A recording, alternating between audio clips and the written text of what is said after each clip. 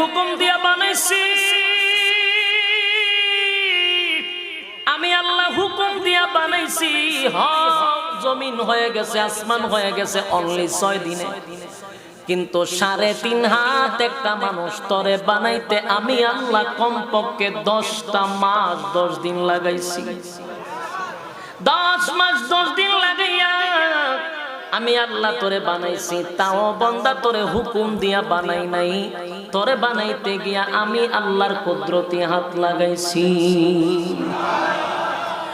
কুদরতি হাত মাথায় লাগাইছি। তার কারণ হলো বান্দা দুনিয়ার জমিনে গিয়া সেজদা দিবি আমি আল্লাহকে, কিন্তু আফসোসের বিষয় হলো যে কপাল মালিকরে সেজদা দেওয়ার কথা বলছে, সেই কপাল আজকে মাজারে দরগাতে গিয়া টেকায়া দেয়, ল্যাংটারে জড়ারে গিয়া টেকায়া দেয়। এই শব্দ রব্বি কারীম বলে বান্দা শুন, কপাল তো দিলাম আমার সেজদা দেওয়ার জন্য, কিন্তু কপালটা কেমনে তুই গিয়া খবরের সেজদা দেস, মাজারে দরগাতে সেজদা দেস। বান্দারে আমি আল্লাহ না তোরে এত নিয়ামত দিয়া সুন্দর করে বানাইলাম।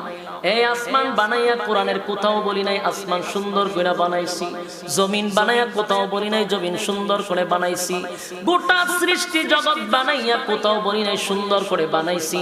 কিন্তু মানুষ রে তুই 3.5 হাত তোরে বানাইয়া কোরআনে একটা নয়, দুইটা নয়, 4টা কসম করে বলছি তোরে সুন্দর করে বানাইছি।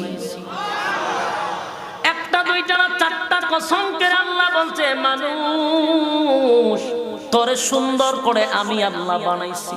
বিসমিল্লাহির রহমানির রহিম।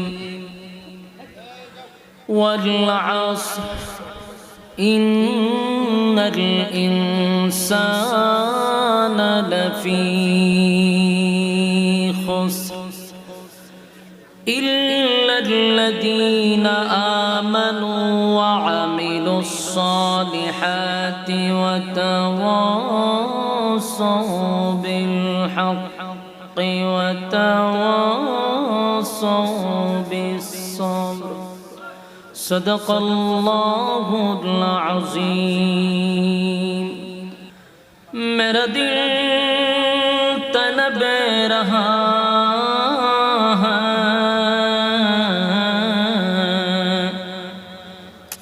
मेरे जलने रहा है सीना।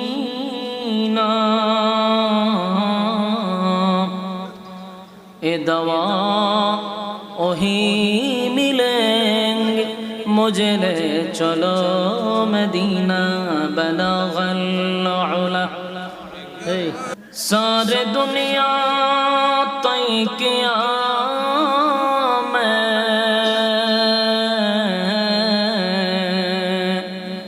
मिसल दो देखा नहीं तेरी मानंद खूबसूरत चांद भी होता नहीं बलगल उला।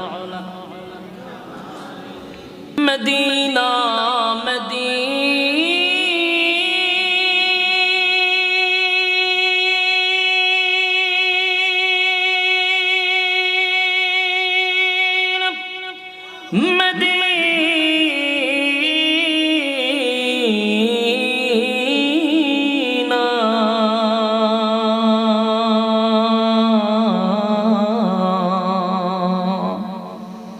मोमिनों की गुनगुना दीदार मदीना बलगल उला। सूरा আসর নাজিল হয়েছে মক্কায়।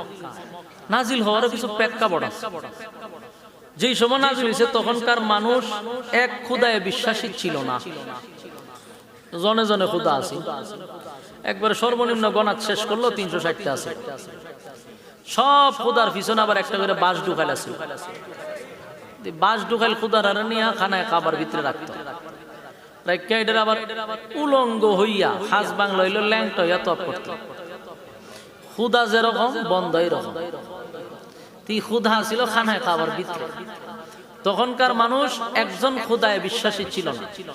আল্লাহ রাসূল যখন একজনের দাওয়াত দেয় তো তারা একটা মিটিং এ বসছে, সারা জীবন আমরা দেব দেবী নিজের হাতে বানাইতে 360 জন নিছি, আমরা ক্ষুধার তো অভাব নাই। আব্দুল্লাহর পুত্র মোহাম্মদ একজন লই তো 600 জন লই। আমরা দেখতাম ক্ষুধার ঠেলা বেশি, আমরা যেতাম না। কিন্তু ক্ষুধা তো একজন, কেমন হইব? কয় না, এটা মানা যাবে না। এই নিয়ে তারা বহু মিটিং মিছিল করলো। শেষে আল্লাহর রাসূল তার মিশন যেটা নিয়ে নামছে এখান থেকে সরে নাই, উনি কাজ চালায় যাচ্ছে। তারা বাধা দিছে, ব্যারিকেড দিছে, আন্দোলন হইছে, কিন্তু রাসূলের কাজ রাসূল চালায়া গেলেন। আইয়া বড় বড় লিডাররা আসছে, কয়ও আব্দুল্লাহর পুত্র মোহাম্মদ, এরা কিন্তু রাসূল ডাকতো না, মোহাম্মদ ডাকতো। তুমি তো এতদিন ভালোই আসলা, আমরার সাথে চলছো, খাইছো, ঘুমাইছো, ভালোই আছো, হঠাৎ করে তোমার এমন বুদ্ধি কে দিল যে একজন খোদার দাওয়াত লই আইছো? এতদিন তো তুমি ভালোই ছিলা, হঠাৎ করে তোমার কি হইলো যে তুমি এক আল্লাহর দাওয়াত দাও, বাপ দাদার ধর্মের 12টা বাজাইছো? তুমি যে এক খোদার দাওয়াত দাও, খোদার পরিচয় কি? এগুলা নিয়ে কথাবার্তা বলতে লাগে। শেষে দিয়া কয়, বুঝছি মোহাম্মদ ক্ষতিগ্রস্ত হয়ে গেছে। নাউজুবিল্লাহ। রাসূল যখন পরিচয় টরিচয় সব দিল, এখন সবাই বলা বলি করতে লাগলো, আগেই ভালো ছিল, কিন্তু আব্দুল্লাহর পুত্র মোহাম্মদ ইদানিং ক্ষতিগ্রস্ত হয়ে গেছে। কেন ক্ষতিগ্রস্ত হয়েছে? এক আল্লাহর দাওয়াত দেয়, এই জন্য ক্ষতিগ্রস্ত হয়ে গেছে। ওই তাদের এই অপবাদের জবাব দেওয়ার জন্য আল্লাহ সূরা আসর নাজিল করছে। নাজিল করে আল্লাহ কয়, হে ক্ষতিগ্রস্ত, হে লাভবান, এটা বোঝা যায়, সূরা পড়লেই বোঝা যায়। হে লাভবান, হে ক্ষতিগ্রস্ত। তারা আপনাকে বলছে আপনি ক্ষতিগ্রস্ত, আমি আল্লাহ বলছি আপনি ক্ষতিগ্রস্ত না, তারা ক্ষতিগ্রস্ত। এই সূরা নাজিল করে আল্লাহ চারটা কর্মসূচি দিছে আমাদের। কয়টা কর্মসূচি? আর শুরুতে একটা কসম করছে।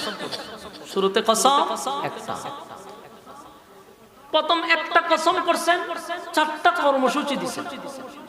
তো কসম যে আল্লাহ শুরুতেই করলো, আমরাও তো কসম করি, আল্লাহ কসম করছে। সব কসম কি সমান? আমরা কেন কসম করি? আমরা কসম করি আমাদের কথার ওজন বাড়ানোর জন্য। আমরা কথা যখন কেউ বিশ্বাস করে না, তখন আমরা দেখবেন কসম করি, আল্লাহর কসম, তখন মানছে না, এরে কসম করছে, বিশ্বাস করো না। কিন্তু আবার আমাদের সমাজের কসম আছে, কয় আমার বাড়িটার কসম, আমার দোকানটার কসম, ব্যবসার কসম, কেউ আবার আমার বাচ্চা কাচ্চার কসম। কেউ যদি আবার এত কিছু কসম করার পরে যদি বিশ্বাস না করে, লাস্টে হয় আমার মরা বাপের কসম। আসেনি কসম? আল্লাহ ছাড়া অন্য কিছুর নামে কসম করা হারাম। ইয়াদ থাকবো নি? কথা দি কই না, দোকানের নামে কসম করন দিব, বাচ্চা কাচ্চা সাবধান, কসম হবে কার নামে? তো আমরা কসম করি আমাদের কথার ওজন বাড়ানোর জন্য। আল্লাহ তো ওজন বাড়ানোর জন্য কসম করে না। কারণ আমাদের একটা খাসলত হলো আমরা কসম না করলে বিশ্বাস করি না। আর যারা বেশি বেশি কসম করে মানুষের মধ্যে, দেখবেন এরা অধিকাংশ লোক তা একটু মৃত্যুক টাইপের। কারণ হে চিন্তা করে আমার কথার উপরে আমার নিজেরই বিশ্বাস নাই, এলে কথায় কথায় কসম করে। বেশি যারা কসম করে বুঝুন লোক বেশি সুবিধার না, এর মধ্যে গন্ডগোল আছে। আবার কসম কেন করা হয়? ওজন বাড়ানোর জন্য। আমরাও কিন্তু সস্তা জিনিসের কসম করি না, আমরাও চাই একটু দামি জিনিসের কসম করতাম। বাচ্চা কাচ্চার কসম, দোকানের কসম, ব্যবসার কসম, দামি জিনিসের কসম করি না। জীবনে উনছেন কোনো বেটা কইতে যে আমার জুতার কসম কইছে নি? জুতার কসম করে না। তা আল্লাহ রাব্বুল আলামিন কসম করছে ওজন বাড়ানোর জন্য নয়, আমাদের খাসলতের কারণে। আমরা কথা গুরুত্ব দেই না কসম না করলে, এই জন্য আল্লাহ কসম করছেন ওয়াল আসর, সময়ের কসম। এই সময়ের ব্যাখ্যা দিতে গিয়ে তাফসীরকারকরা বলছেন এটা কোন সময়? সব উলামায়ে কেরাম বলছেন যে এই সময়টার ব্যাখ্যা হইল আমাদের হায়াতের সময়। কোন সময়? হায়াতের সময়। আমরা যে 60 বছর 70 বছর বাঁচবো, এই সময়টুকুর কসম করছে আল্লাহ। ওয়াল আসর, সময়ের কসম। এরপরে আল্লাহ যে কসম করছে, কসম কইরা যে কথাটা বলছে এটা মারাত্মক।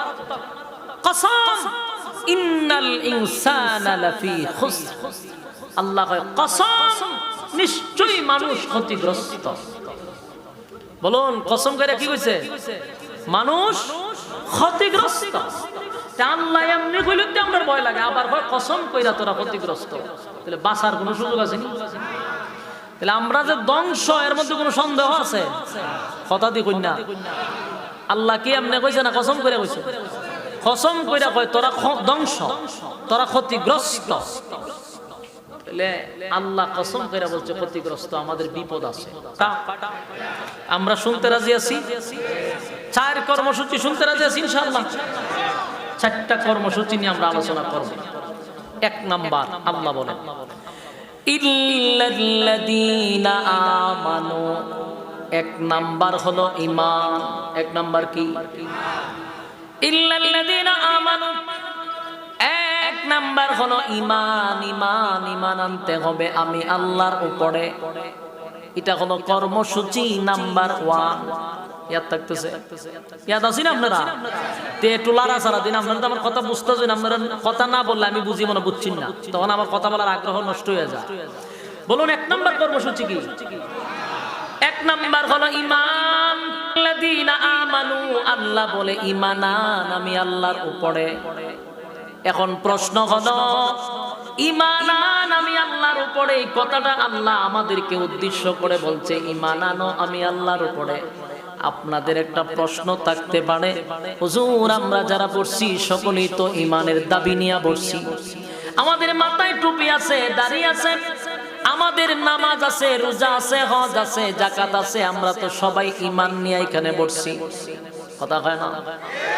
ঈমানের দাবি নিয়ে পড়ছি। তাহলে আল্লাহ যদি কয় ঈমান আনো আমি আল্লাহর উপরে, এই কথা যদি আমাদেরকে আল্লাহ বলে থাকে, তাহলে এখানে একটা কথা হলো সবাই তো ঈমানের দাবি নিয়ে আজকের মাহফিলে আসছি। এখানে যারা আসছে সবই তো ঈমানদার, কোনো বেঈমান আসছে? কোনো বেঈমান আসে নাই, সবাই ঈমানদার আসছে। আল্লাহ আমাদের কি বলে? ঈমান আন আমি আল্লাহর উপরে। তাহলে আমরা যারা পড়ছি সবাই ঈমানদার, এরপরও আমাদের কি বলে? ঈমান আনো। তাহলে প্রশ্ন হলো ঈমান আনার কথা তো বেঈমানরে বলার কথা, ঈমানদারকে কেন ঈমানের দাওয়াত দেয় আল্লাহ? বুঝার দরকার আছে নি? কোরআনের বহু জায়গায় দেখবেন আল্লাহ কইয়া আইয়ুহাল্লাযীনা আমানু, প্রায় জায়গাতে আল্লাহ বলে ঈমানদারেরা, হে ঈমানদারেরা বইলা ডাক দেয়। ইয়া আইয়ুহাল্লাযীনা আমানু তাকুল্লাহা হাক্কা তুকাতিহ, আল্লাহ বলেন হে ঈমানদারেরা তোমরা আমি আল্লাহকে ভয় করার মতো ভয় করো। বেঈমানকে ভয় করার মতো ভয় করো এমন কথা বলে না, ঈমানদারকে আল্লাহ বলে ঈমানদার আমাকে তোমরা ভয় করার মতো ভয় করো। আল্লাহ বলেন ইয়া আইয়ুহাল্লাযীনা আমানু কু আনফুসাকুম ওয়া আহলিকুম নারা। কোরআনে আল্লাহ বলেন হে ঈমানদারেরা জাহান্নামের আগুন থেকে বাঁচো, তোমার আহলকেও বাঁচাও। সব জায়গায় শুধু ঈমানদারকে আল্লাহ দাওয়াত দেয় রে। অথচ আমরা ঈমানের দাবি নিয়েই তো এখানে বসছি, অথচ আল্লাহ আমাদেরকে ঈমানের দাওয়াত দেয়। ঘটনাটা বোঝার দরকার আছে। দাওয়াত তো দিবে বেঈমান দেয়, কিন্তু দাওয়াত দেয় আমরা রে। বুঝা গেল আমাদের ভিতরে কোনো গন্ডগোল আছে। যেহেতু আমরা ইমানদার এটা তো আল্লাহ জানে, জানার পরে আমরা কয়েক তোরা ইমান আনে। ঘটনা কিতা? তাহলে বুঝা গেল আমরা মধ্যে কোনো বেজাল আছে। বেজাল না থাকলে আমরা বারে বারে সতর্ক করে কেন? বুঝা দরকার আছে। ইমানদারকে বলে ইমান আনো, তার মানে আমাদের মধ্যে বেজাল আছে। কারণ আমরা যে ইমানদার দাবি করছি, আমিও দাবি করি, আপনারও দাবি করেন, কিন্তু ইমান মাফার কোন থার্মোমিটার আছে? জ্বর যে মাফে থার্মোমিটার দিয়ে দেখছেন, এটা দিয়ে আবার দেহে এত পয়েন্ট জ্বর, তোমার 92 জ্বর অথবা তোমার 100 জ্বর, থার্মোমিটার আছে। কিন্তু ইমান মাফার কোন থার্মোমিটার আছে? ইমান মাফার থার্মোমিটার না থাকার কারণে সুদের পিএইচডি করা, নোবেল পুরস্কার পাইছে সুদ খাইয়া, এমন ডক্টর ইউনূসও নিজেকে ইমানদার দাবি করতে পারে। কেন পারে? কারণ কেউ তারে মাইপা দেখতে পারতো না, কারণ থার্মোমিটার নাই। সুদখোর আর ঘুষখোর ইমানদার দাবি করে সুদ খাওয়ার পরেও। জেনা করতে করতে 100টা করছে, সেঞ্চুরি কমপ্লিট হয়ে গেছে জেনা ব্যভিচার করতে করতে। এই লোকটাকে জিজ্ঞাসা করেন আমি ইমানদার, ঠিক নেই? দর্শন, বদমাশি, টেন্ডারবাজি, চাঁদাবাজি, খুন খারাপি, লুটপাট কইরা এরপরও নিজের ইমানদার দাবি করে। কেন? কারণ আপনি যদি বেঈমান কোন কইব আসেনি তোর দ্বারা প্রমাণ, এ আপনার কাছে থার্মোমিটার চাইবে। আমাদের ইমান মাপার মিটার না থাকার কারণে আমরা সবাই ইমানদার দাবি করি। দাবি এমনি করি, মূলত আমরা ইমান আছে। সুদে ঘুষে যারা 24 ঘন্টা জড়িত, হ্যাঁ, এদের ইমান আছে, দাবি করে কি ইমানদার। এই জন্য আল্লাহ আমরা ওয়াজ করে, রে ইমানদার দাবি করস, ইমান আন। তার মানে আমাদের মধ্যে গন্ডগোল আছে। আল্লাহ বলেন ঈমান আন আমি আল্লাহর উপরে, ঈমান আন আমি আল্লাহর উপরে। এটা আল্লাহর বক্তব্য। তার মানে বোঝা গেল আমাদের মধ্যে কোনো বেজাল আছে। এইটাই বাবু ইকুটা ইকুটা একটু কমান, ইকু তো না, ইকুর বংশ আইছে না, এটার মধ্যে হালকা ইকু থাকবে। এটা ডাবলিং হয় কেন? নাহলে রিভাব দিয়া দেন, ইকু লাগতো না। ইল্লাল্লাযীনা আমানু, এক নাম্বার ওয়াদা হলো বান্দা যদি তুই ক্ষতিগ্রস্ত থেকে বাঁচতে চাস তাহলে এক নাম্বার হলো ঈমান আনতে হবে আমি আল্লাহর উপরে। আমরা সবাই ইমানদার, কিন্তু আমাদেরকে আল্লাহ ইমানের দাওয়াত দেয়। ব্রাহ্মণবাড়িয়ার ভাইয়েরা খুব কান দিলের কান লাগায়া কথাগুলি শুনতে হবে। আমাদেরকে কেন ইমানের দায়িত্ব দেয় আল্লাহ? তার মানে ইমানদার দাবি করার পরেও আমাদের অনেকের ভিতরে ইমান থাকে না, সকালে থাকে বিকালে থাকে না।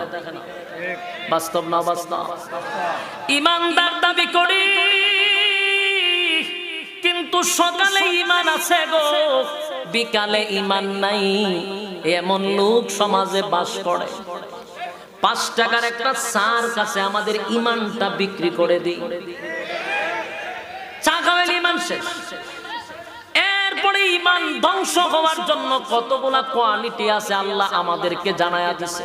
আল্লাহ বলে বান্দারে, আসমান তোর মাথার উপরে 6টা বানাইছি, জমিন তোর পায়ের নিচে 6টা বানাইছি, সূর্য চন্দ্র গ্রহ নক্ষত্র পাহাড় পর্বত সাগর নদী নালা খাল বিল কীট পতঙ্গ সব বানাইছি আমি আল্লাহ, শুধু হুকুম দিয়া। কি দিয়া? এই হুকুম দিয়া বানাইছি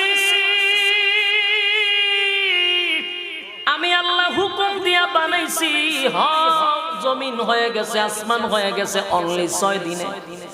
কিন্তু 3.5 হাত একটা মানুষ তরে বানাইতে আমি আল্লাহ কমপক্ষে 10টা মাস 10 দিন লাগাইছি। 10 মাস 10 দিন লাগাইয়া আমি আল্লাহ তোরে বানাইছি। তাও বান্দা তোরে হুকুম দিয়া বানাই নাই, তোরে বানাইতে গিয়া আমি আল্লাহর কুদরতি হাত লাগাইছি। কুদরতি হাত মাথায় লাগাইছি। তার কারণ হলো বান্দা দুনিয়ার জমিনে গিয়া সেজদা দিবি আমি আল্লাহকে, কিন্তু আফসোসের বিষয় হলো যে কপাল মালিকরে সেজদা দেওয়ার কথা বলছে, সেই কপাল আজকে মাজারে দরগাতে গিয়া টেকায়া দেয়, ল্যাংটারে জড়ারে গিয়া টেকায়া দেয়। শব্দ রব্বে কারিম বলে বাংলা শুন, কপাল তো দিলাম আমার সেজদা দেওয়ার জন্য, কিন্তু কপালটা কেমনে তুই গিয়া খবরের সেজদা দেস, মাজারে দরগাতে সেজদা দেস।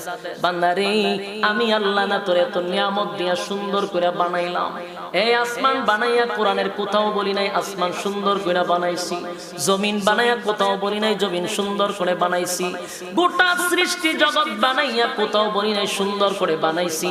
কিন্তু মানুষ রে, তুই 3.5 হাত তোরে বানাইয়া কোরআনে 1টা নয় 2টা নয় 4টা কসম করে বলছি তোরে সুন্দর করে বানাইছি। 1টা 2টা না 4টা কসম করে আল্লাহ বলছে মানুষ তোরে সুন্দর করে আমি আল্লাহ বানাইছি। ও তিন ফলের কসম, ও জাইতুন ফলের কসম, ও তুর সিনিনা সিনাই পর্বতের কসম, ও হাযাল বালাদিল আমিন পবিত্র মক্কা নগরীর কসম। 4টা কসম করে আল্লাহ বলেন লাকাদ খালাকনাল ইনসানা ফি আহসানি তাকওয়িম। 4টা কসম করছে মালিক, 4টা কসম করে বলে আল্লাহ বলেন বান্দা তোরে সুন্দর করে বানাইছি। কেন সুন্দর করে বানাইলাম? একমাত্র গোলামি করবি আমি আল্লাহ, সেজদা দিবি আমি আল্লাহ রে, আমি আল্লাহ ছাড়া কারো কাছে মাথা নত করা যাবে না। কথা কন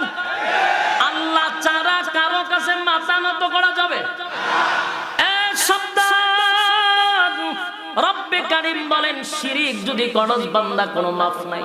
সেজদা দেওয়ার সাথে সাথে ঈমান তালাক দিয়া চলে যায়। মাজারা দেন বাজারা দেন, আগে দিত মরাটারে সেজদা, এখন দেখছি জিন্দাডিরও সেজদা মাইরা দেয়। ঈমান কিন্তু তালাক দিব। ঈমান নাই অথচ দাড়ি আছে, টুপি আছে, পাঞ্জাবি আছে, হাতে তসবিহ আছে, নিজের ঈমানদার দাবি করে কিন্তু ঈমান চলে গেছে। এই জন্য আল্লাহ আমাদেরকে টার্গেট করে বলে, বান্দারে ঈমান আন আমি আল্লাহর উপর। যদি আমরা ঈমানের দাবি লইয়া এখানে বসছি, আপনি খালি অঙ্ক মিলান কোন কোন কারণে ঈমান যায়। আমাদের গ্রামের মানুষের ঈমান যায় ফার্মেসিতে গিয়া কয় বাইকালকে ওষুধ না দিলে মরে গেছিলাম, হয় বুকের ব্যথা মরে গেছিলাম, আপনার ওষুধ খাওয়াতে পারছি। এই যে ছোটখাটো কথার দ্বারা ঈমান কেমনে যায় জানেন না। কয় আমার ছেলেটা যদি বিদেশ না থাকতো না খাইয়া মরতাম, হয় নাই। এই কথাগুলি বলতে গিয়া সাবধান, কারণ খাওয়ায় আল্লাহ। আপনি যদি কোন বলে সন্তান টেকা না পড়ালে মরে গেছিলাম, সাবধান অঙ্ক মিলান কোন কোন কারণে ঈমান যায়। ঈমান যায়, আমাদের ঈমান বড় দুর্বল, ঈমান বড় দুর্বল। ইলেকশনের সময় 5 জন প্রার্থীর থেকে চা খায়, 5 জনই ওয়াদা দেয় আপনার বুট তো তরিল একটা ওয়াদা দিছ 5 জনে। আমরা ঈমান কেমনে যায় আমরা জানি না। এ যুবক ভাই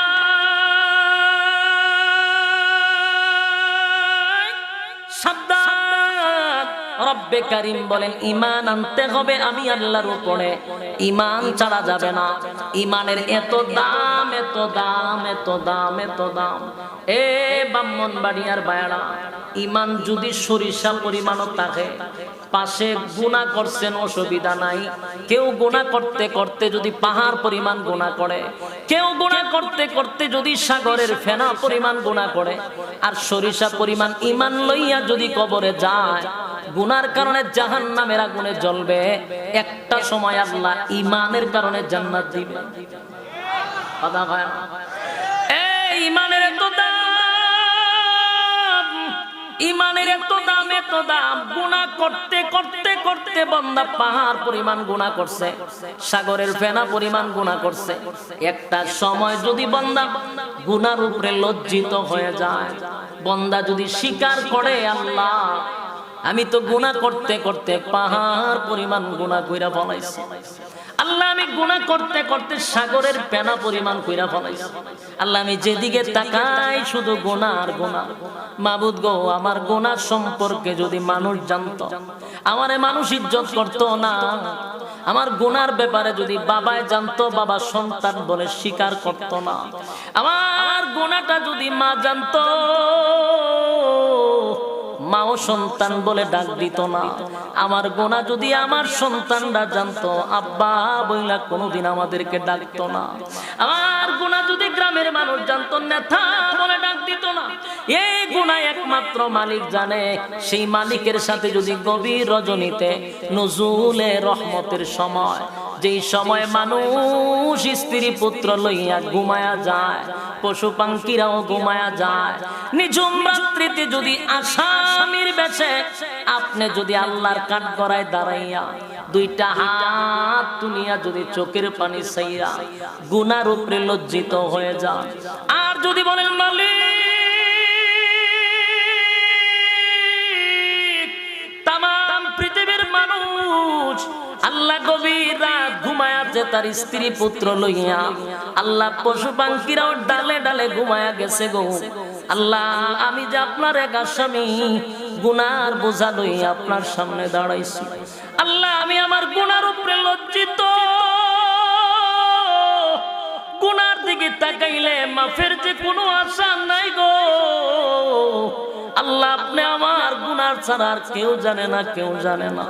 আল্লাহ আমি আপনার দরবারে নত হয়ে গেলাম, লজ্জিত হয়ে গেলাম। চোখের পানি ছেড়ে দিয়া যদি মানুষ গুনার উপরে লজ্জিত হইয়া চোখের পানি ছেড়ে দিয়া কাঁদে, আল্লাহ বলেন নজুলে রহমতের সময় যদি কোনো বান্দা বান্দি আমি আল্লাহরে ডাক দেয় রে, আমি আল্লাহর কুদরতের মধ্যে জোশ উঠে যায়। আল্লাহ ডাক দিয়া বলে ফেরেশতারা বল, আমার বান্দা আমারে কেন ডাক থাকে, কেন কান্দে, কেন কান্দে? ফেরেশতারা বলে মালিক, এই বান্দা জাহান্নামের ভয়ে কান্দে। আমার আল্লাহ জিগায়, বান্দা কি জাহান্নাম কোন সময় দেখছে? না মালিক, জাহান্নাম কোন সময় দেখে নাই। তাহলে জাহান্নামের ভয়ে কেন কান্দে? বলে ওয়াজ মাহফিলে বৈশা বৈশা জান্নাত জাহান্নামের বয়ান শুনছিল, শুই না এখন জাহান্নামের ভয়ে কান্দে। আমার বান্দা কি কোন সময় জান্নাত দেখছে? না মালিক, জান্নাতটাও দেখে নাই। জান্নাত না দেখা জান্নাতের আশায়ও কান্দে। আল্লাহ বলে ফেরেশতারা রে, আমার বান্দা জাহান্নাম দেখে নাই, আমার বান্দা জাহান্নাম দেখে নাই, জান্নাত দেখে নাই। ওয়াজ মাহফিল আলেমদের কথা শুই না, আজকে আমি আল্লাহর কাঠগড়ার সামনে দাঁড়াইছি। ভিক্ষুকের মতো হাত বাড়ায়া দিছে, চোখের পানিটাও ছেড়ে দিছে, আগামীতে আর গুনাহ করবে না এমন ওয়াদা করছে। ফেরেশতারা সাক্ষী, তা আমার বান্দার চোখের পানি আমি ব্যথা দিব না, আমার বান্দার চোখের পানি আমি বিপলে দিব না। ওয়াদা দিলাম বান্দা জিন্দেগির সব গুনাহ মাফ করে আমি আমার বান্দাকে নিষ্পাপ বানায়া দিলাম। জোরে কোন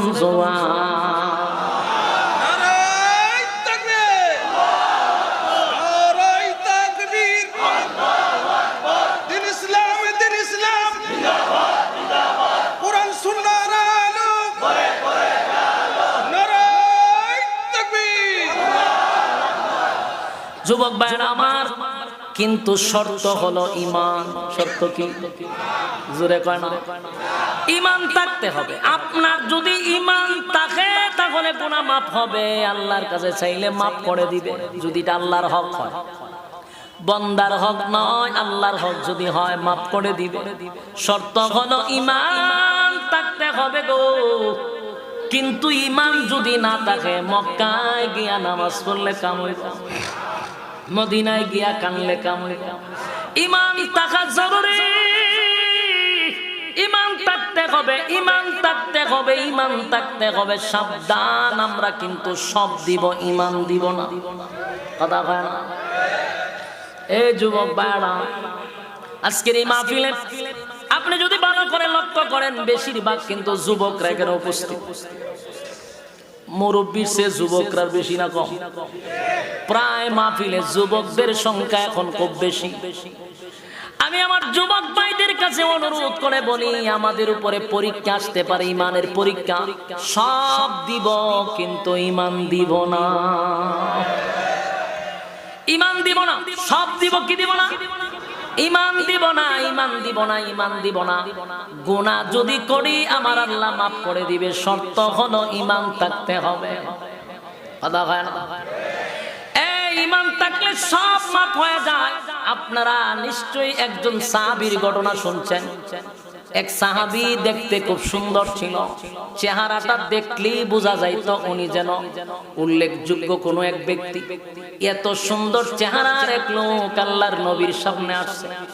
আয়েশা হঠাৎ করেই চোখের পানি ছেড়ে দেয়া কয়, হুজুর আমি আপনার কাছে একটা কিছু জানতে চাই। আল্লাহর নবী বলেন, কি আমার কাছে জানতে চাও? বলে, নবী গো, কালেমা যদি কেউ পড়ে, ঈমান যদি কেউ আনে, তার গুনাহ কি সব মাফ হয়ে যায়? আল্লাহর নবী বলেন, আমার মালিক ঘোষণা দিবেন, কালেমা যদি কেউ পড়ে, ঈমান যদি কেউ আনে, অতীতের সব গুনাহ আল্লাহ মাফ করে তারে নিষ্পাপ বানায়া দিবে। ওই লোকটা বলে, নবী গো, আপনি আমার কালেমা পড়াইয়া এই মুহূর্তে ঈমান আনায়া দেন, আমি পড়ে নিলাম লা ইলাহা ইল্লাল্লাহু মুহাম্মাদুর রাসূলুল্লাহ সাল্লাল্লাহু আলাইহি ওয়াসাল্লাম। নবীজি তারে কালেমা পড়াইয়া ঈমান আনলো, কালেমা পড়াইয়া দিল, মুসলমান বানায়া দিল।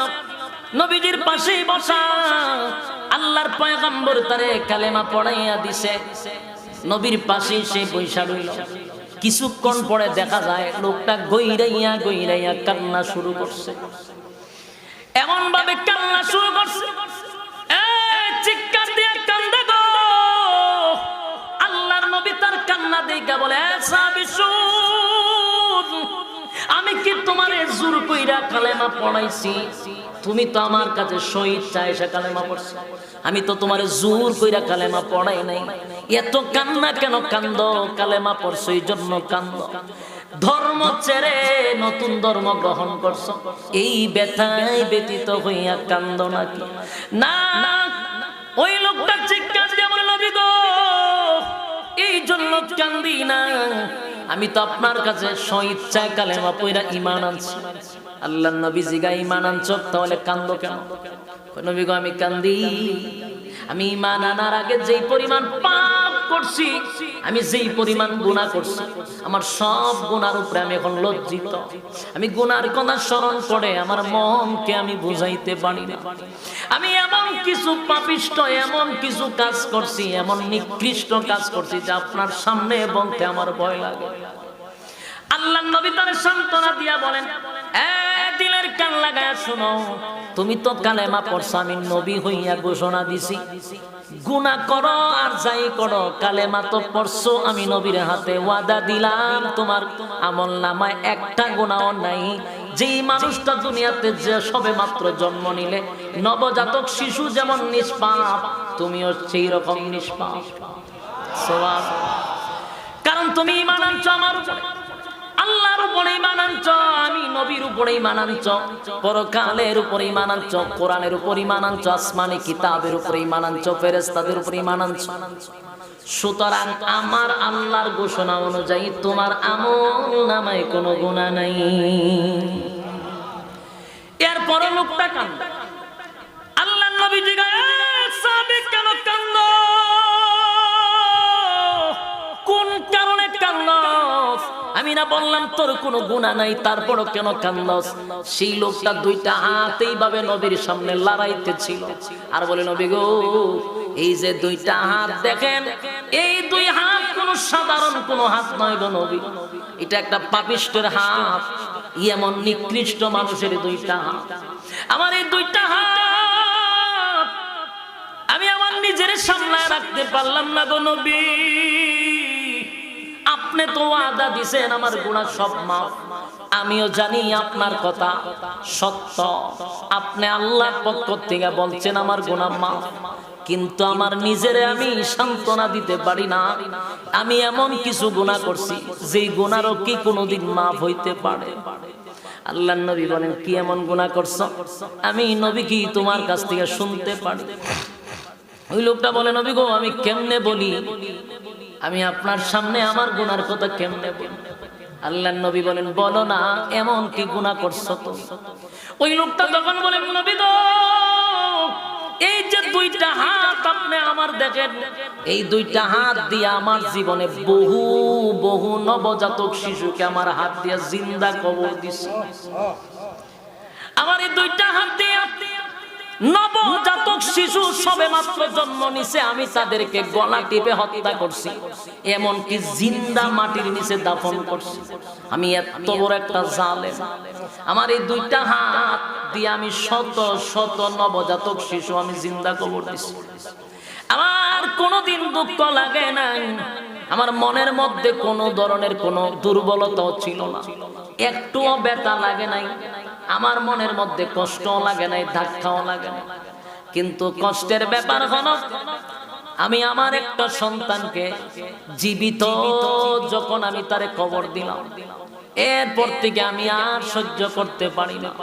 এখন আমি মানুষের জিন্দা বাচ্চাদেরকে, নবজাতক শিশুদেরকে আমার দায়িত্ব ছিল তাদেরকে জিন্দা কবর দেওয়া, তাই আমি প্রতিদিন দিতাম, আমার কোনো মায়া দয়া ছিল না। কিন্তু আমি একদিন দেশের বাহিরে চলে গেলাম, ব্যবসায়ী একটা কাজে চলে গেছি। আমার বিবির পেটের মধ্যে ছিল বাচ্চা, আমার বিবিটা ছিল গর্ভবতী, প্রেগন্যান্ট অবস্থা। আমার বিবিটাকে আমি রেখে চলে গেলাম, দূর বহু দূরে চলে গেলাম, কিন্তু নসিহত করে গেছি। তখনকার যুগে গো নবী, আপনি তো জানেন আমরা জাহিলিয়তের যুগে বাস করছি।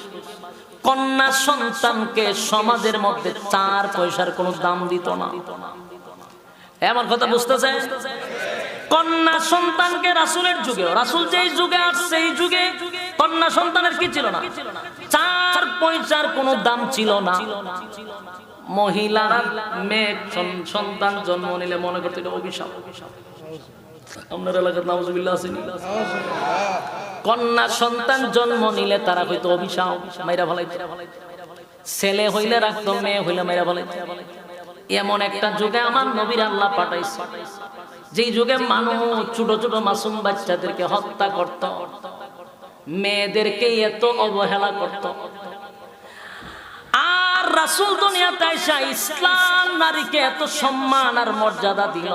আজকে নাস্তিক আর মুরতাদদের চুলকানি হলো ইসলাম লইয়া। ইসলাম যদি না আসতো, যেই সমস্ত কিছু নাস্তিকরা টকশুতে বৈশা ইসলামের বিরোধিতা করে, তাদের চার পয়সার কোনো দাম আছিল? যদি ইসলাম না থাকতো, কোন ধর্মে নারীদের ইজ্জত আছে আমারে বলে? রাসূল যে সময় দুনিয়াতে পদার্পণ করছেন, ওই সময় নারী শিশুদেরকে জীবন্ত দাফন করা হইতো, চার পয়সার কোনো সম্মান ছিল না। দাহিয়াতুল কালবি একজন সাহাবী সবে মাত্র কালেমা পড়ে ঈমান আনছে। তার নিজের বক্তব্য, সে নিজেই কইতাছে, হুজুর আমার এই দুইটা হাত, অন্তত 100 200 নবজাতক শিশু নিজে জবাই করছি, আমি নিজে জিন্দা কবর দিছি। মক্কার এরিয়ার আশেপাশে কিন্তু নবজাতক শিশুগুলাকে আগে খবর দেওয়া হয়তো, আশেপাশে আছে, এগুলা জবাই দেওয়া হয়তো। কিন্তু এখন ঈমান আনছে, তো ঈমান আইছে, ঈমান আসার পরে এখন তার ভিতরে জ্বলতেছে যে আমি যে গুনাহ করছি এটা কি মাফ হইব, এই জন্য কাঁদতেছে। আল্লাহর নবীর কাছে এই লোকটা কাঁদতে কাঁদতে চোখের পানি ছেড়ে দিয়া বলে, নবী গো, দুইটা হাত দিয়া বহু কন্যা সন্তান আমি জীবিত মারছি, কিন্তু আমি যখন বিদেশ চলে যাই আমার বিবিরে বলছি, বিবিরে আমি তো বহুদিন পরে আসব, 8 বছর পরে আমি আসবো বিদেশ থেকে, এর ভিতরে যদি তোমার ঘরে সন্তান হয়, সন্তানটা যদি ছেলে হয় রেখে দিবা, মেয়ে হইলে সাবধান তাড়াতাড়ি জিন্দা কবর দিয়া দিবা। স্বামী স্ত্রীর নসিহত করে। স্বামী বেচারা চলে গেছে, কিছুদিন পরেই ওই মহিলার ঘরে সন্তান জন্ম নিছে। এটা আমার মেয়ে হইছে। কি হইছে বলুন তো দেখি? একটা মা যত খারাপ হোক, নিজের হাতে সন্তানকে কি কবর দিতে পারবে? নিজের হাতে সন্তানকে মারতে পারবে? মা তার মায়া দয়া বেশি, সন্তানটা জন্ম নেওয়ার পরে আর মহিলার সাহসে দেয় না যে কন্যা সন্তানটাকে মারবে। লালন পালন করতে লাগলো, মেয়েটাকে সুন্দর করে লালন পালন করতে করতে একটা সময় মেয়েটা বড় হয়ে গেছে, 4-5 বছর হয়ে গেছে। 4-5 বছরের একটা মেয়ে কিন্তু কথাও বলতে পারে। কথা কই না দি পারেনি, কথা কইতে। 4-5 বছরের একটা মেয়ে কথা বলতে পারে। এই মেয়েটা এখন আম্মু বলতে পারে, আব্বু বলতে পারে। এর কিছুদিন পরে ওই যে দাহিয়াতুল কালবি যে ঈমান আনছে, সে বাড়িতে আসছে, কিন্তু মহিলার ভিতরে কম্পন সৃষ্টি হয়ে গেছে। আমার স্বামী তো এটা একটা জালেম, এই জালেম তো আসার পরে আমার মেয়েটারে হত্যা করবে নিশ্চিত, কিন্তু আমি মা হইয়া তো বরদাস্ত করতে পারবো না। মেয়েটারে লুগাইয়া লুগাইয়া কিছুদিন রাখলো। স্বামী বেচারা বাড়িতে আসার পরে কন্যা সন্তানটাকে আড়ালে আড়ালে রাখার পরে একদিন ঘটনাক্রমে দাহিয়াতুল কলবি তার মেয়েটার চোখে পড়ছে। দেখার পরে বলে, এই কন্যা সন্তান এত সুন্দর, এটা কার? মহিলা এবার চোখের পানি ছেড়ে দিয়া বলেন, প্রাণের স্বামী গো, আপনি আমাকে নসিহত করছিলেন, আপনিই তো আমার নসিহত করছিলেন, আমার ঘরে সন্তান যদি ছেলে হয় তাহলে জীবিত রাখতে, মেয়ে হইলে তারে হত্যা করতে। আমার ঘরে মেয়ে হইছে, কিন্তু আমি তো মা, আমি তো পারি না তারে নিজের হাতে হত্যা করতে। আমার কলিজায় তো এটা দেয় না গো, তাই আমার মেয়েটারে আমি এই পর্যন্ত লালন পালন করতে গিয়া 5 বছর 6 বছর হয়ে গেছে। আপনার মতো চেহারা দেখতে বড় সুন্দর, মেয়েটার চোখগুলা বড় বড়, চেহারাটা অনেক সুন্দর, দেখলে একজন মানুষের সাথে সাথে মায়া লেগে যায়। যেহেতু বড় হয়ে গেছে আর তারে হত্যা করার দরকার নাই, কিন্তু ওই লোকটা তো তখন ঈমান আনে নাই, সে তো জাহেলের থেকে বড় জাহেল ছিল। তার ভিতরে সন্তানের চেহারার কোনো মায়া নাই, তার ভিতরে কোনো দরদ নাই। এই লোকটা বারবার সন্তানের দিকে তাকায় কয়, সমাজের মধ্যে তো তুমি আমারে কলঙ্কিত করলা, এই সমাজের মানুষ মেয়ে সন্তানগুলিকে কোনোদিন মেনে নেয় না। যার কন্যা সন্তান আছে তার সমাজে জায়গা দেয় না। তুমি আমারে কলঙ্কিত করলা কেন গো, আমার বিবি তারে হত্যা করলা না। কিন্তু বিবি মানুষ, মহিলা মানুষ বারবার স্বামীরে বুঝাইয়া শুনাইয়া একটু ভালো করে তারে হাত করছে। এইভাবে 5-6 দিন গেল। এখন মেয়েটা বারবার ওনাকে আব্বু আব্বু বলে ডাক দেয়, আব্বু আব্বু বলে ডাক দেয়, আম্মু বলে ডাক দেয়, কথা বলতে পারে। দাহিয়াতুল কলবি বলেন, নবী গো, আমার মেয়েটা যখন আমাকে আব্বু আব্বু বলে ডাক দেয়, আমারে জড়ায়া ধরে, আমার কিন্তু ভিতরে ভিতরে খুব ঘৃণা লাগে। কারণ তখনকার সময়ে মেয়েদেরকে সহ্য করতে পারতো না। কিন্তু মেয়েটা আমার আব্বু বলে ডাক দেয়।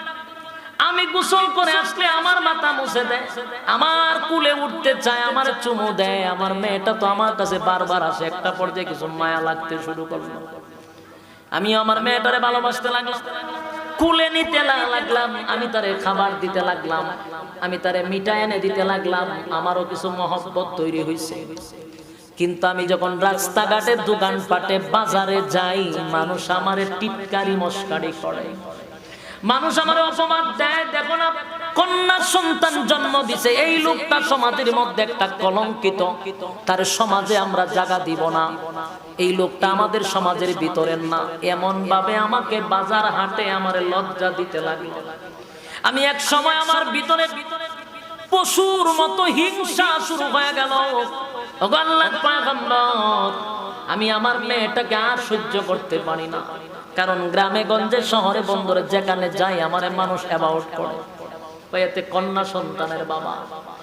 একটা পর্যায়ে আমি সিদ্ধান্ত নিলাম, রাস্তাঘাটে চলাফেরা করতে পারি না। মানুষ আমারে তুতু দেয়, মানুষ আমারে অপবাদ দেয়, আমি বরদাস্ত করতে পারি না।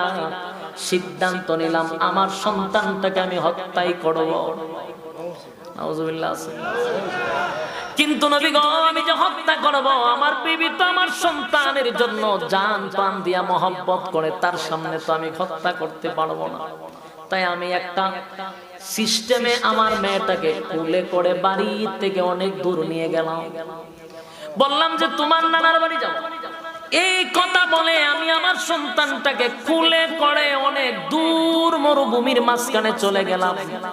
আমার মেয়েটা আমারে বারবার বলতেছিল, বাবা গো, আমি তো আমার মার সঙ্গে নানার বাড়ি বহুবার গেছি, কিন্তু এই রাস্তা তো নানার বাড়ির রাস্তা না। আপনি আমারে কই লইয়া যান বাবা, এটা তো নানার বাড়ির রাস্তা নয় গো। কিন্তু নবী গো, আমার মেয়েটারে কোলে করে আমি বললাম, মা আমরা শর্টকাটে চলে যাব। মেয়েটা আমার মুখের মধ্যে ঘাম মুছে দেয়, আমারে আদর করে, রাস্তায় যায়, আমার সঙ্গে সুন্দর সুন্দর কথা বলে, আমার কোনো মায়া লাগে না।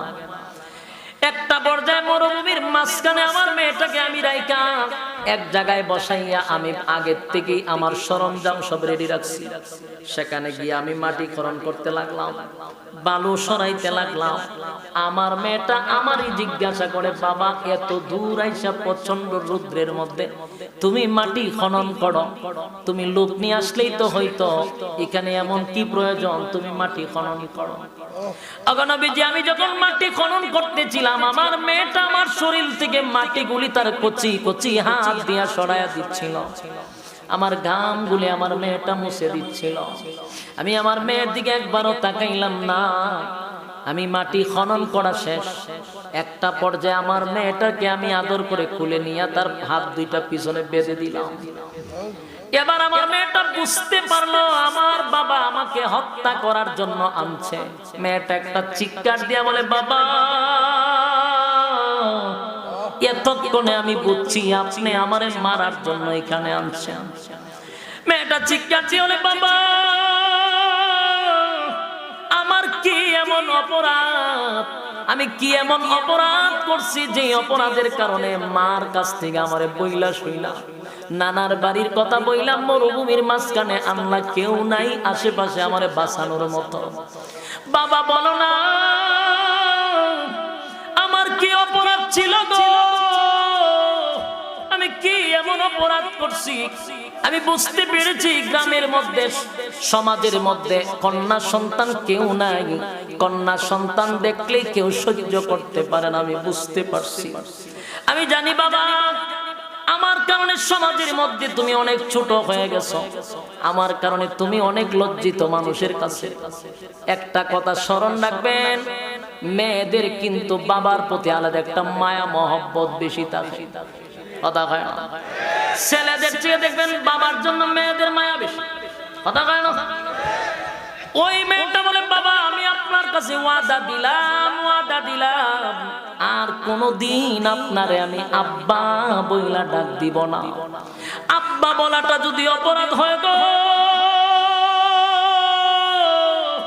ওয়াদা দিলাম আমি আর কোন সময় আপনাকে আব্বা বলে ডাকবো না গো বাবা, কিন্তু আমি আপনার কাছে জীবন ভিক্ষা চাই, আমার আপনি ছাইরা দেন, আমার মার কাছে যাইতে দেন, আমি না হয় আমার ছাইরা দেন, আমার দুই চোখ যেই দিকে যায় আমি সেই দিকে চলে যাব, কোনোদিন আপনার সামনে দাঁড়াবো না, আব্বা বলেও কোনোদিন ডাক দিব না, কিন্তু আমাকে প্রাণ ভিক্ষা দেন, আমারে প্রাণ ভিক্ষা দেন।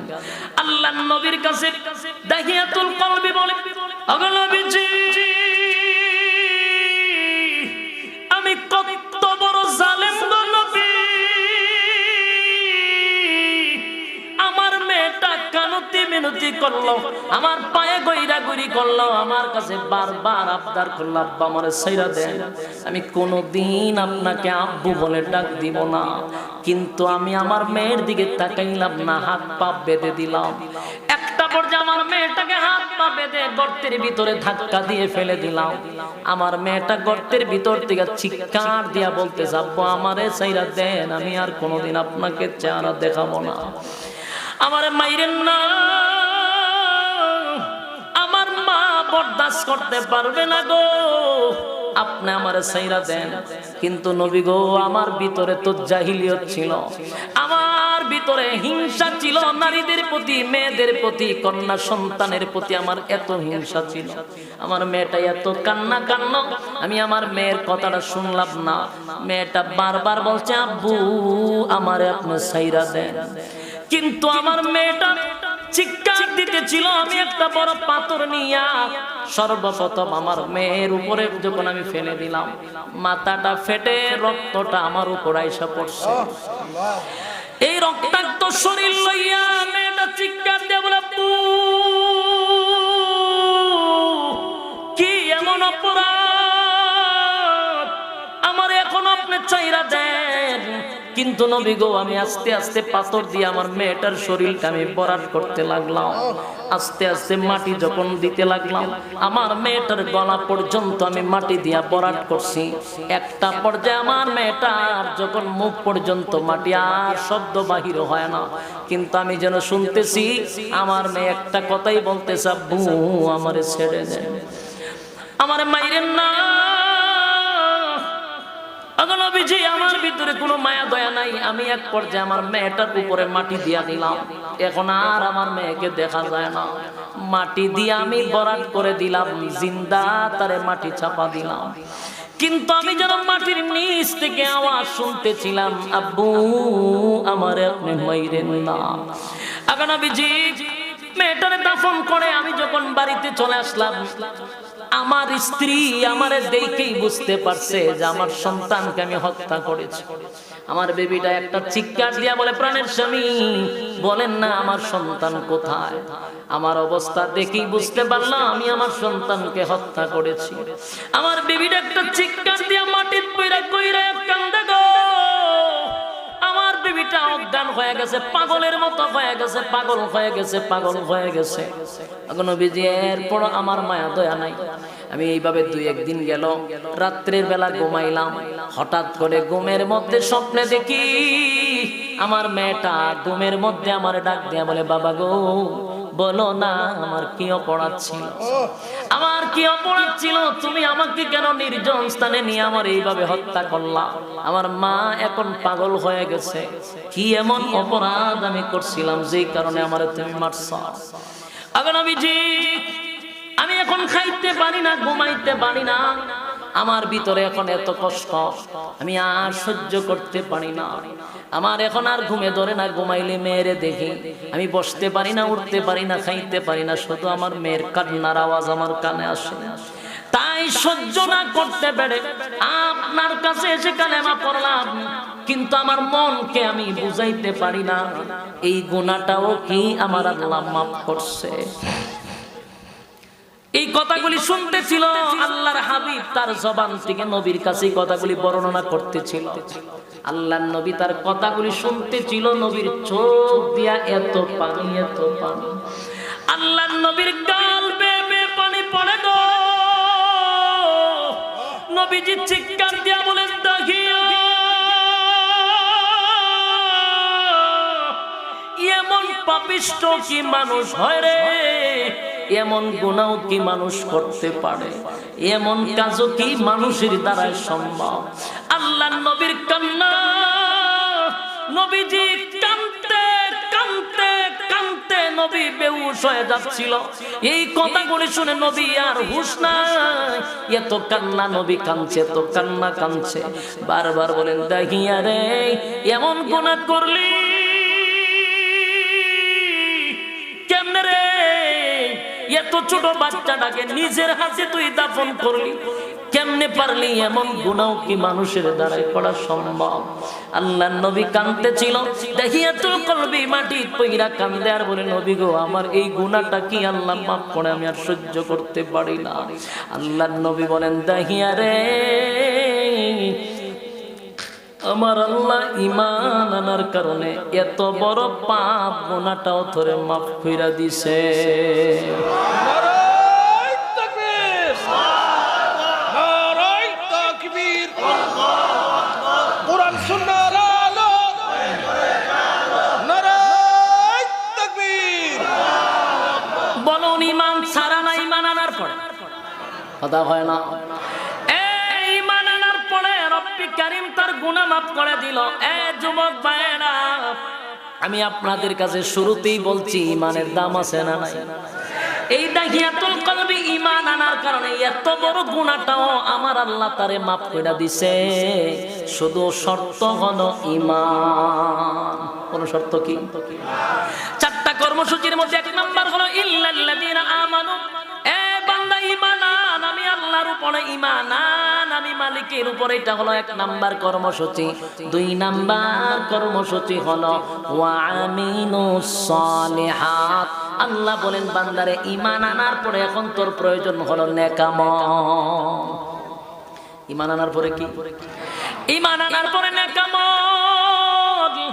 এ ব্রাহ্মণবাড়িয়ার বাইরা দিলের কান লাগায় শুনেন গো, ঈমান তো আনছেন, কিন্তু ঈমানের সাথে এখন নেক আমলের দরকার, নেক আমলের দরকার, নেক আমলের দরকার। এই মাহফিলে এতক্ষণ ধরে আপনারা বসে আছেন, মৌমাছির মতো একটা মানুষও উঠেন নাই। অনেক মানুষ দাঁড়ায় আছেন, এতক্ষণ যে বসে রয়েছেন, আল্লাহর কসম প্রত্যেকের আমল নামায় আমার আল্লাহ নেকি ঢুকায়া দিছে। সুবহান। বলুন নেকির দরকার আছে না নাই? এই ঈমান আনার পরে নেকির প্রয়োজন আছে। নেকি লাগবে, নেকি লাগবে, বিনা নেকি জান্নাতে যেতে পারবেন না। নেকির প্রয়োজন আছে, নেকির প্রয়োজন আছে। ওয়া আমিলুস সালিহাত। আল্লাহ বলে, বান্দা নেক আমল কর, নেক আমল কর, নেক আমল কর। নেক আমলের দরকার আছে, এটা হলো দুই নাম্বার।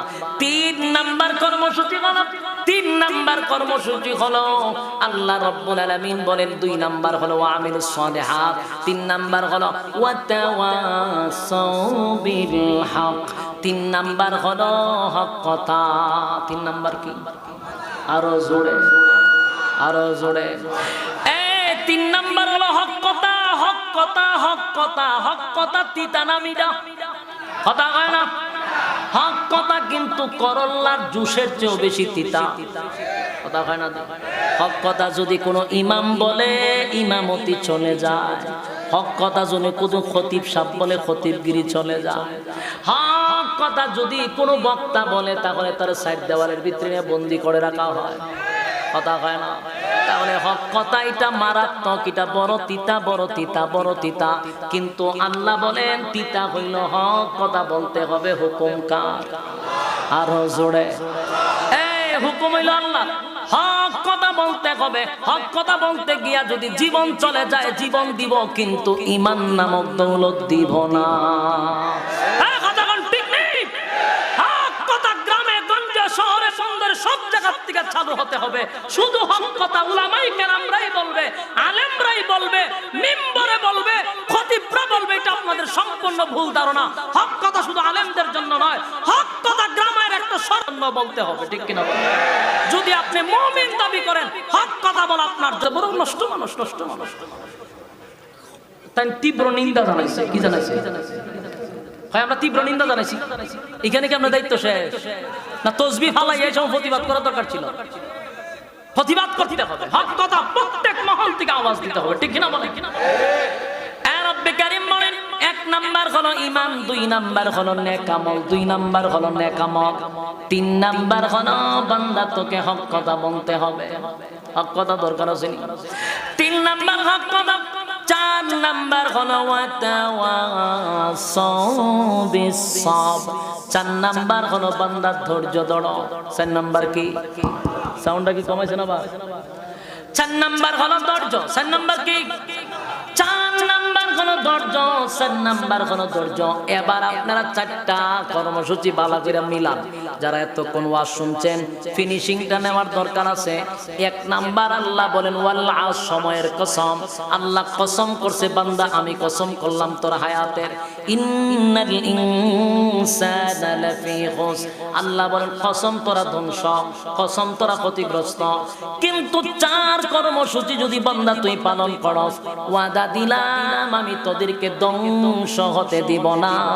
এক নাম্বার হলো ঈমান, দুই নাম্বার হলো নেক আমল, তিন নাম্বার হলো ধৈর্য, তিন নাম্বার হলো হক কথা, চার নাম্বার হলো ধৈর্য। এই চারটা কর্মসূচি আমরা পালন করতে পারলে আর কোনো সময় ধ্বংস হব না। কারা কারা পালন করতে রাজি? আব্দুল্লাহ দেখা দেন, লিল্লাহি তাকবীর, লিল্লাহি তাকবীর। হাত তুলেন, বলেন কয় কর্মসূচি? চারটা। পালন করবেন ইনশাআল্লাহ? সবাই রাজি? ঈমান, নেক আমল, হক কথা, ধৈর্য। পারবো? আল্লাহ সবাইকে কবুল করুক, সকলেই বলি আমিন। সম্মানিত সুধী, এতক্ষণ যা বললাম, যা শুনলাম, বলনেওয়ালা শুননেওয়ালা উভয়কে সহি আমল করার তৌফিক দান করুক, সকলেই বলি আমিন। আপনারা যে দীর্ঘক্ষণ সময়